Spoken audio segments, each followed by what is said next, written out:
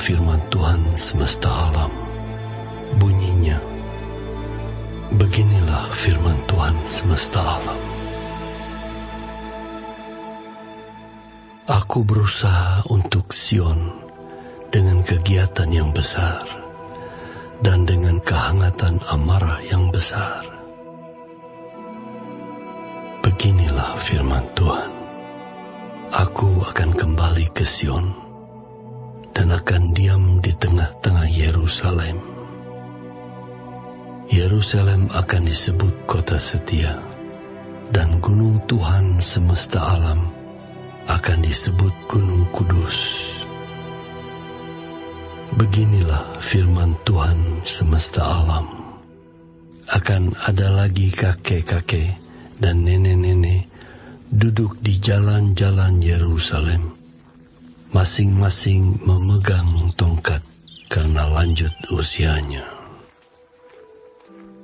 Dan jalan-jalan kota itu akan penuh dengan anak laki-laki dan anak perempuan yang bermain-main di situ. Beginilah firman Tuhan semesta alam. Kalau pada waktu itu sisa-sisa bangsa ini menganggap hal itu ajaib, apakah aku akan menganggapnya ajaib?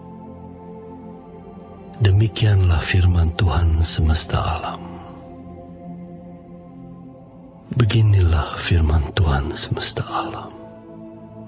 Sesungguhnya aku menyelamatkan umatku dari tempat terbitnya matahari sampai kepada tempat terbenamnya, dan aku akan membawa mereka pulang, supaya mereka diam di tengah-tengah Yerusalem.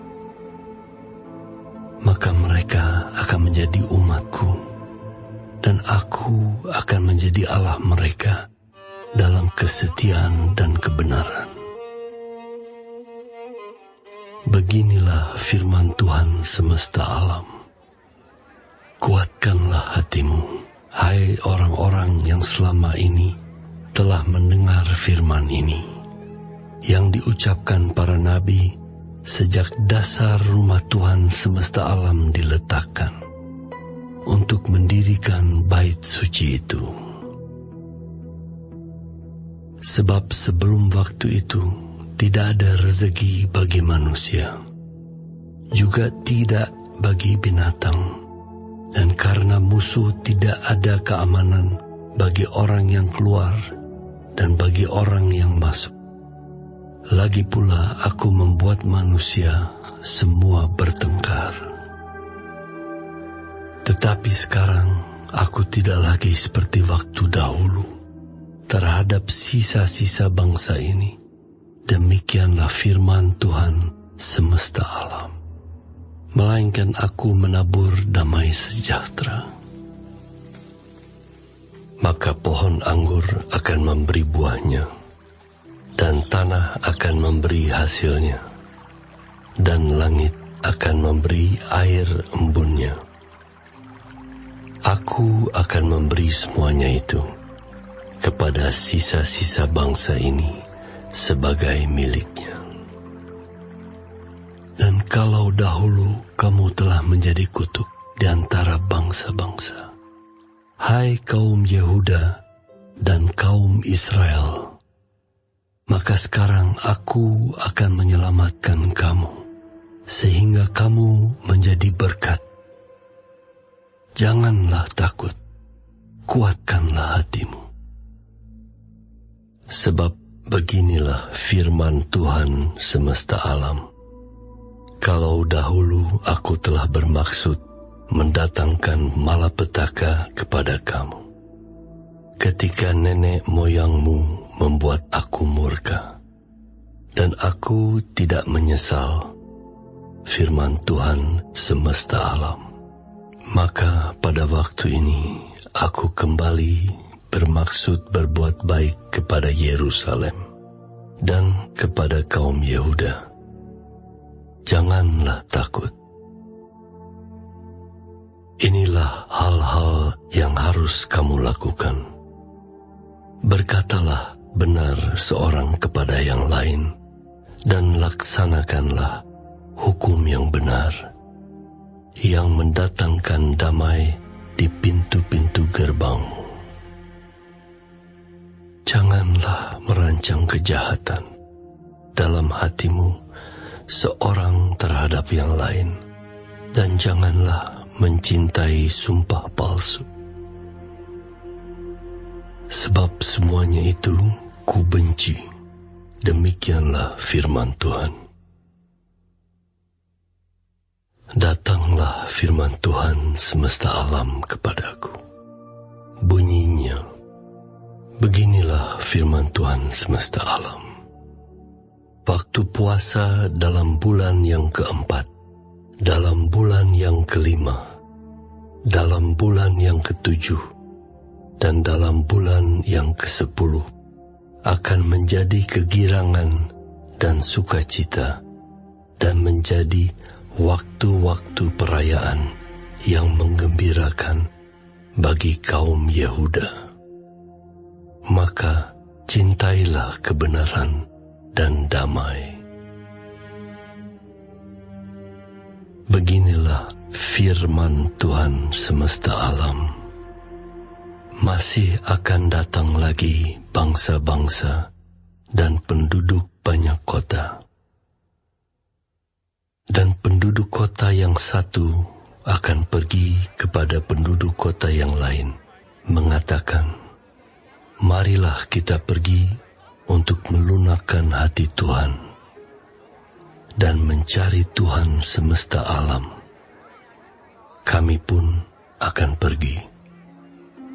Jadi banyak bangsa dan suku-suku bangsa yang kuat akan datang mencari Tuhan semesta alam di Yerusalem dan melunakkan hati Tuhan. Beginilah firman Tuhan semesta alam.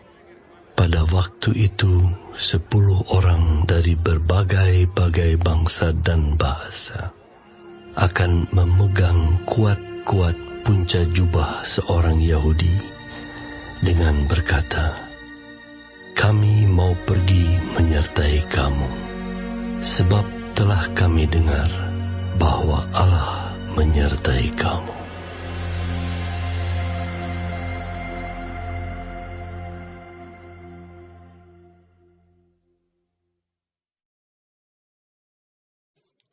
Shalom semua jemaat Tuhan. Kembali kita di dalam pendalaman Alkitab Clear Sight. Sekarang kita sudah memasuki kitab Zakaria 8. Tuhan Yesus memberkati. Sejak pertama kali umat Tuhan kembali ke Yerusalem, Bait Allah sudah pernah dimulai dibangun. Namun sayang terhenti di tengah jalan. Hagai sudah berkhotbah mendorong umat kembali meneruskan pembangunan yang terbengkalai. Zakaria melalui serangkaian penglihatan mendorong semangat umat itu untuk kembali mewujudkan pembangunan itu. Tetapi kelihatannya pembangunan itu tidak terwujud. Mengapa demikian? Yang pertama adalah adanya tekanan musuh yang membuat mereka ketakutan dan lumpuh di dalam Esra 4. Yang kedua, himpitan ekonomi yang membuat mereka lebih peduli akan rumah mereka masing-masing. Di dalam Hagai 1 ayat 2 dan 6 dan Zakaria 8 ayat 10. Oleh karena itu Tuhan akan bertindak oleh karena kasih-Nya terhadap umat-Nya. Yerusalem akan dipulihkan sedemikian sehingga menjadi tempat yang damai dan permai. Tuhan akan menghimpun kembali umat-Nya di Yerusalem sejauh apapun mereka terpencar dan terserak ke penjuru dunia. Tuhan akan memulihkan keadaan ekonomi mereka sedemikian sehingga bukan hanya mereka menikmati kelimpahan, tetapi juga mereka menjadi berkat bagi bangsa-bangsa. Pemulihan yang akan Tuhan lakukan membuat umat itu akan tercengang-cengang, karena memang pemulihan umat Tuhan bukan karya manusia, tetapi karya Allah. Apa yang mustahil bagi manusia, bagi Tuhan tidak ada yang mustahil. Kasih setia dan kemahakuasaannya akan memastikan pemulihan itu terjadi. Siapkah kita untuk meresponi dan proaktif? Marilah kita bangun hidup kita untuk sepadan dengan tuntunan Tuhan yang Maha Kudus. Amin. Tuhan Yesus memberkati.